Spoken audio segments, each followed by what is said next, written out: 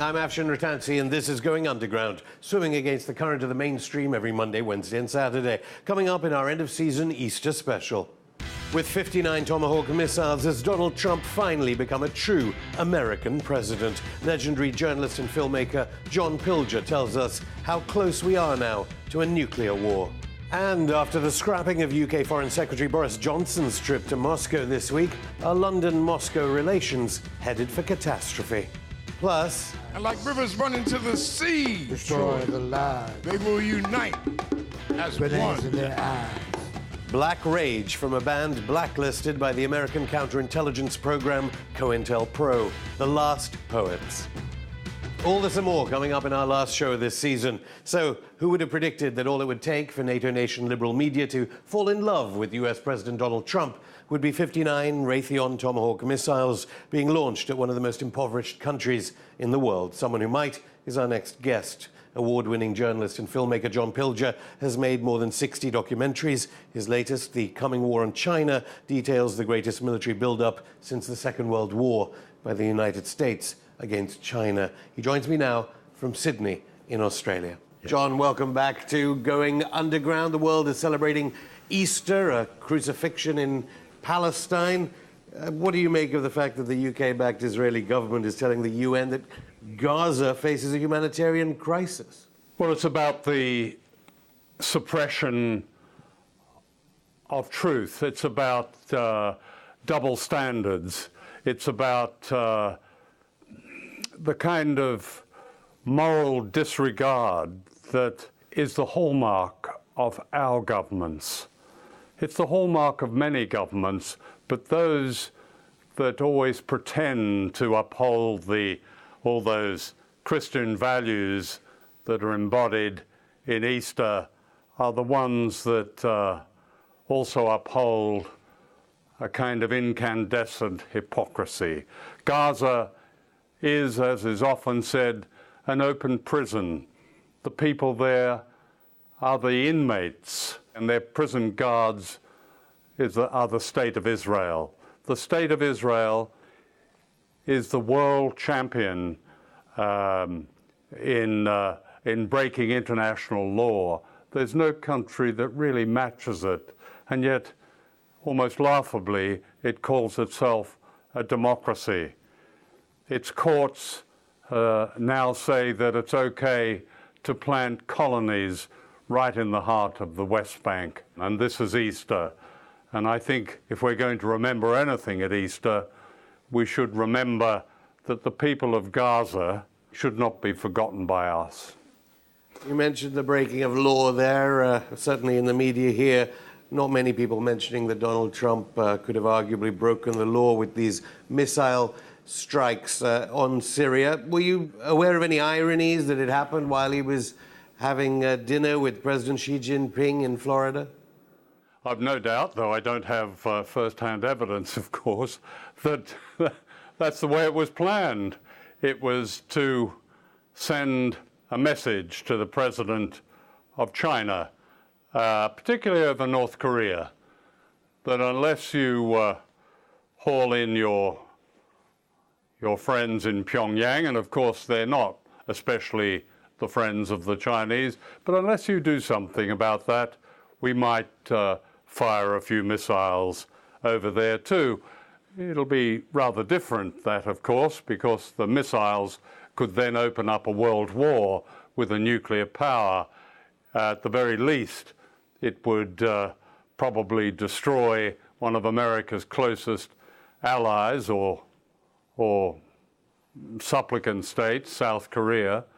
But that's how I read that. What do you think of the reports, unnamed sources, of course, in the US media, blandly telling us that certainly the idea of nuclear weapons deployment in South Korea by the Trump administration is on the table, as is the possibility, according to NBC News, the possibility of assassination of Kim Jong-un of North Korea as a strategy? Yeah, they call it the decapitation of the state. The possibility, the contingency, if you like, of using nuclear weapons has been on the table well before Trump. It was in the dying days of the Obama era that Congress quietly took out the word limited from nuclear war.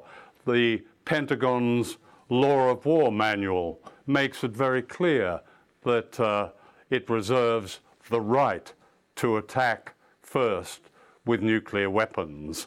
The air-sea battle plans for war with China are really about, as it says, conducting a blinding attack. It uses the word blinding on China just so that they don't attack the United States with nuclear weapons.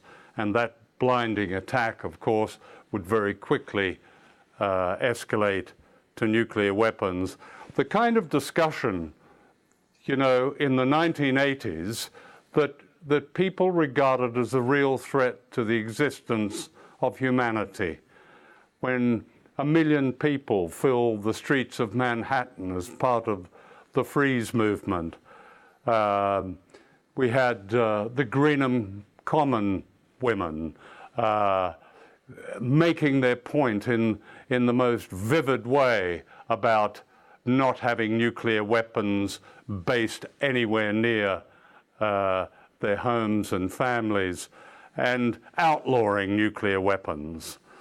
All this is so contrary to how the world, ordinary people, when I say ordinary people, how the majority of sane humanity actually thinks. And we had a very striking example of that recently when historically a majority, a very overwhelming majority of the members of the General Assembly voted to outlaw nuclear weapons.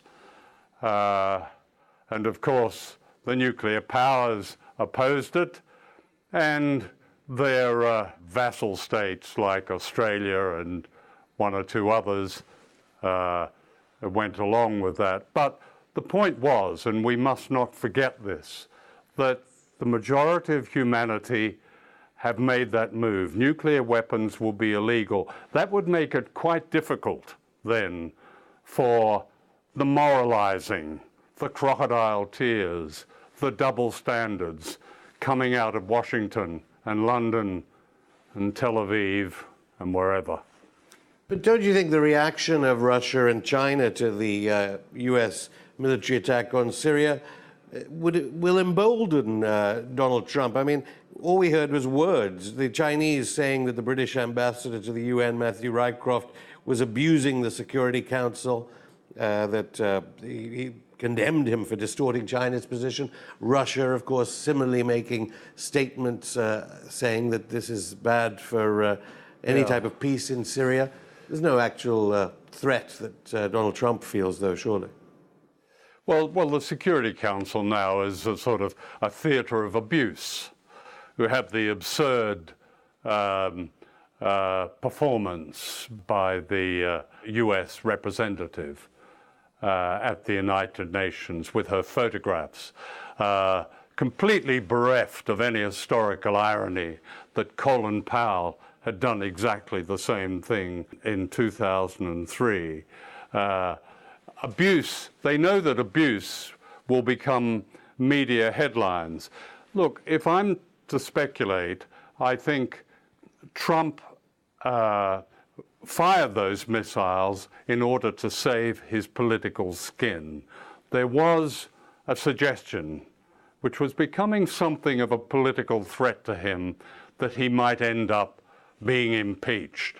The movement against him within the US establishment by everyone from the Central Intelligence Agency to the NSA to the State Department, and of course the overwhelming majority of the media, the Democratic Party and the liberal establishment, was such that in his own political terms, he had to do something. So why not do what every American president does, and I don't exaggerate, every American president in living memory has attacked some country in some form in order to establish his credentials. It was interesting to hear the former Democratic candidate Hillary Clinton weigh in and said, well, he really should have attacked all the airfields in Syria. So it's a festival of war. Trump used that, I believe, to save his political skin. He also used it to send messages, confused messages perhaps, to China, and he was about to see the Chinese president, as we've discussed. It has been pointed out to him that China and Russia are probably closer in a very positive sense than they have been for a very long time in development, one with resources, the other with such a massive industrial manufacturing base. It's almost Mao's dream. That's what Mao wanted for China and the United States. China and Russia have never been closer, and closer militarily. There's no question about that, doing military exercises together. So Trump is trying a bit of old Nixon manipulation to divide them. Whether or not he will, I don't know. It's very difficult to know with Trump. So much appears to being made up as he goes along, but there is a consistency about it. It's not all that different from Obama. Trump is a slightly unpredictable cartoon version of his predecessors. Thanks, John. More from John Pilger after the break. Plus, Sir Tony Brenton, Britain's former ambassador to Moscow, tells us whether UK Foreign Secretary Boris Johnson can be trusted not to provoke all-out war with Russia. Grenades in their eyes. Grenades in their eyes. Death is their prize. Death is their prize. Peace will arise. Peace will arise. Destroy the lie. Destroy the lie. And revolutionary music from the godfathers of hip-hop, the last poets. All this and more coming up in part 2 of Going Underground.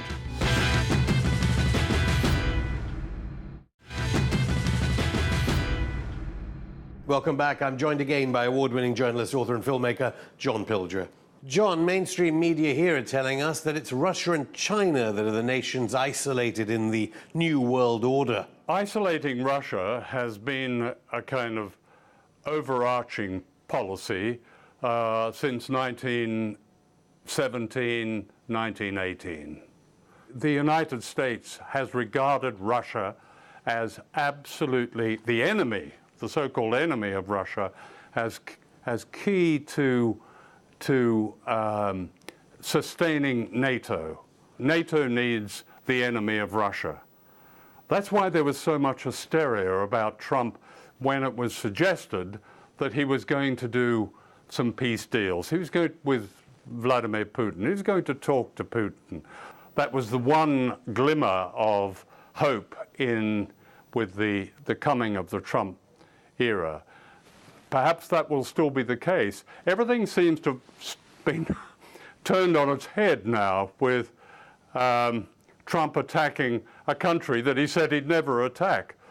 He said he had no interest in regime change in Damascus. Now he has.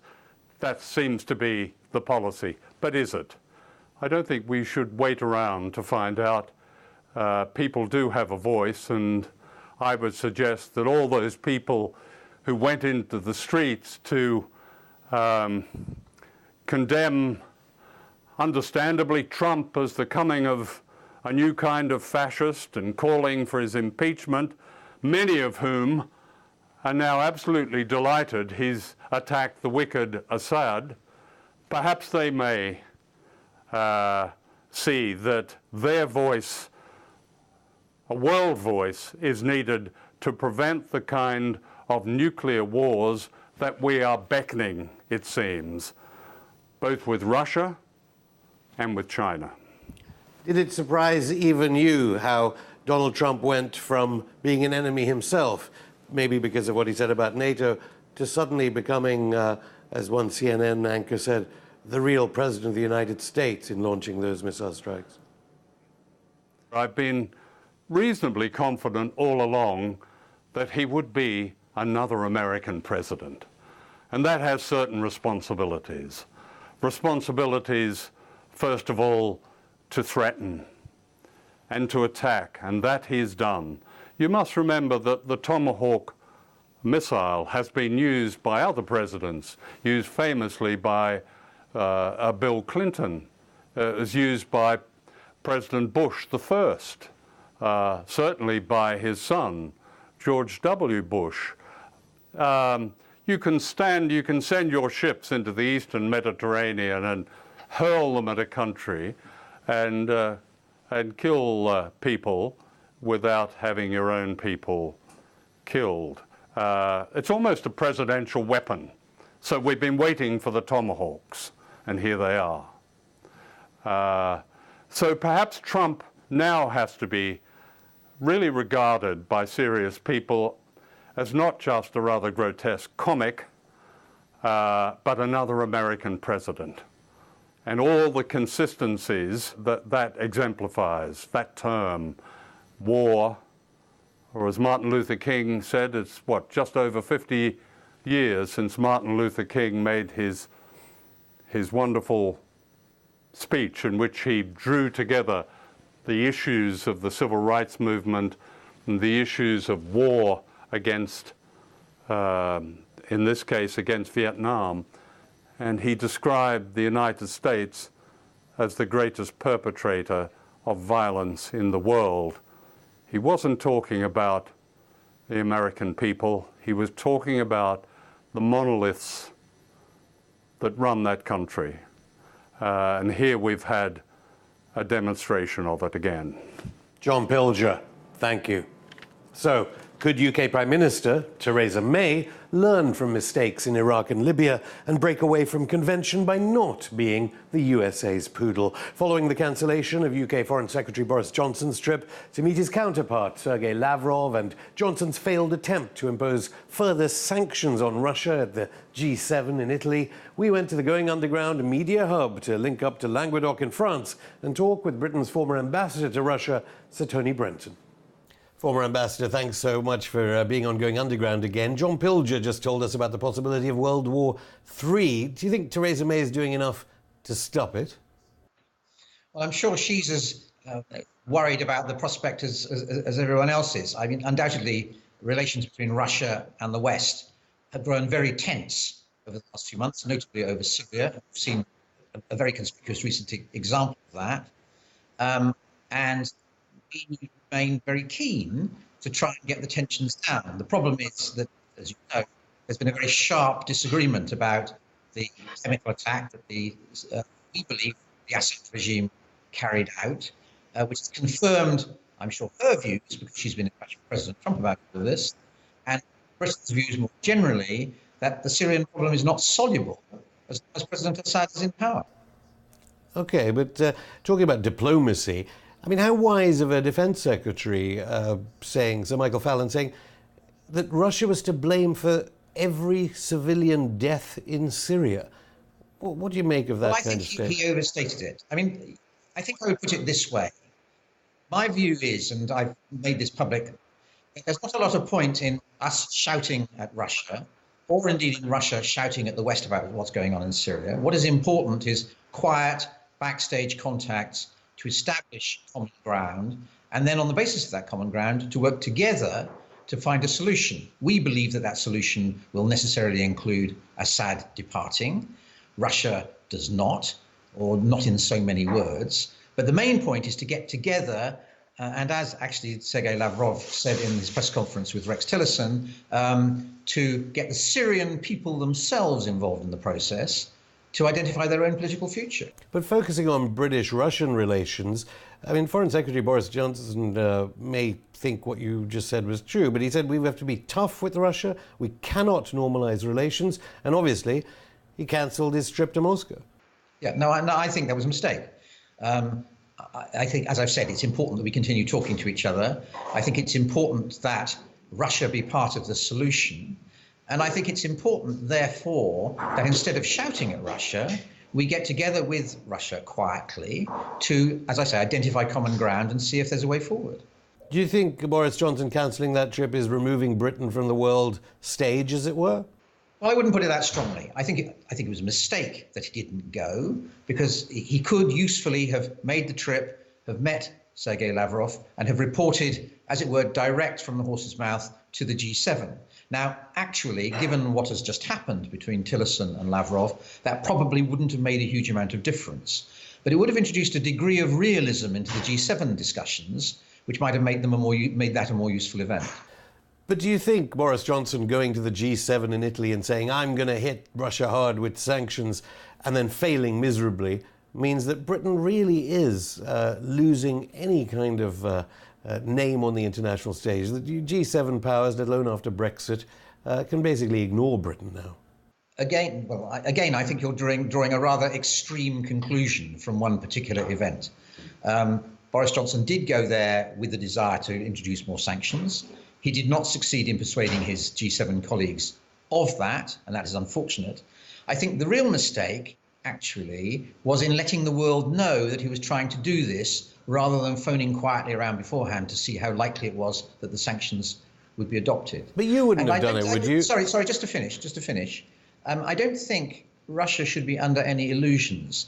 If the sort of brutality we have seen in Syria over the last couple of weeks is repeated, then I think the call for sanctions and for other sort of action that the United States just took last week will increase. And that's a real worry for all of us. But we heard from Rex Tillerson that sanctions were not threatened against Russia at this week's meetings.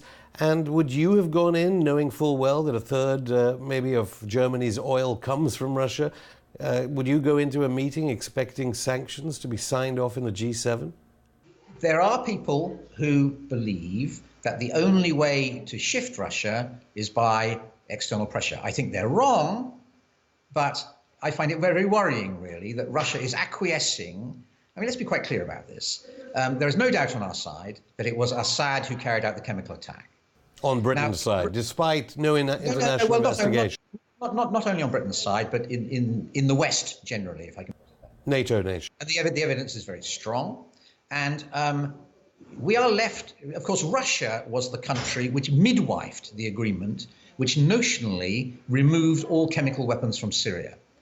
So one would have expected Russia to be very concerned at this apparent flagrant breach of that agreement. And we would be looking for cooperation from Russia in making sure that that flagrant breach was appropriately dealt with. Who is Matthew Rycroft, the British envoy to the United Nations, who has incurred the wrath not only of the Russian envoy to the UN Security Council, but also China's? Well, I happen to know him very well because I worked with him in Washington a few years ago. He's a very able British diplomat. What able diplomats do is speak for their countries, and he has spoken very eloquently about the really very brutal and nasty things in particular that have been going on in Syria recently. Because, of course, he has form on weapons of mass destruction. He's named, I have volume 2, you can't see over there, the Chilcot report, and here he is on page 59, Rycroft's record of a meeting noting that military action seems inevitable, and President Bush wanted to remove Saddam through military action justified by the conjunction of WMD and terrorism, but the intelligence and facts were being fixed around the policy. He seems absolutely certain that... 2 points here. The note taker writes down what other people think, not what he thinks. And the second point is that, of course, at that time, we all, British, French, Russian, Americans, all believed that Saddam had weapons of mass destruction. But, of course, the Russian envoy complained about abusive behavior, that he wasn't even behaving like a proper envoy to the UN Security Council, as did China. I think there's been a lot of complaints by some UN ambassadors about other UN ambassadors. Russia's late ambassador in the UN, a very able man, but really did rile up some of his Western colleagues. But I'm not sure. I mean, Russia's envoy at the moment, Savronkov, said that Rycroft is telling lies. Well, again, I can't comment on the particular details. That sounds to me like exactly the sort of violent rhetoric that the UN sometimes produces. But they are cooperating with an far, investigation. We have not seen such cooperation, and I think that's a pity. But I thought they are cooperating on an investigation. They're just not cooperating with conclusions being jumped at, like Iraq. No, I agree with you. And if the investigation can be made sufficiently objective, then we'll see if it validates our picture of what happened or the Russian picture of what happened. Now, if it validates our picture of what happened, then it will be very interesting to see the Russian government's reaction following that. Former Ambassador Sir Tony Brenton, thank you. And that's it for the show. That's it for the season. We'll be back on Saturday, the 29th of April. In the meantime, get in touch via social media. We'll see you soon. And here are political activists and enemies of the state, the last poets, to play us out with Black Rage. Grenades in their eyes. Grenades in their eyes. Death is their prize. Death is their prize. Peace will arise. Peace will arise. Destroy the lies. Destroy the lies. Grenades in their eyes. Grenades in their eyes. Death is their prize. Death is their prize. Peace will arise. Peace will arise. Destroy the lies. Destroy the lies. Grenades in their eyes. Soon they will see their beauty Destroy the lies. and know their strength. Grenades in their eyes. And like rivers run into the sea, Destroy the lies. they will unite as Grenades in one. their eyes. Then our Destroy voices the lies. will be more powerful Grenades than in a their gun. eyes. And when we Destroy the speak, lies. we'll get Grenades things in their done. eyes. Grenades Destroy in the their lies. eyes. Grenades in their eyes. Death is their prize. Death is their prize. Peace will arise. Peace will arise. Destroy the lies. Destroy the lies. Grenades in their eyes. Grenades in their eyes. Death is their prize. Death is their prize. Peace will arise. Peace will arise. Destroy the lies. Destroy the lies. Destroy the lies. Destroy the lies. Destroy the lies. Destroy the lies. Destroy the lies. Destroy the lies. Destroy the lies. Destroy the lies.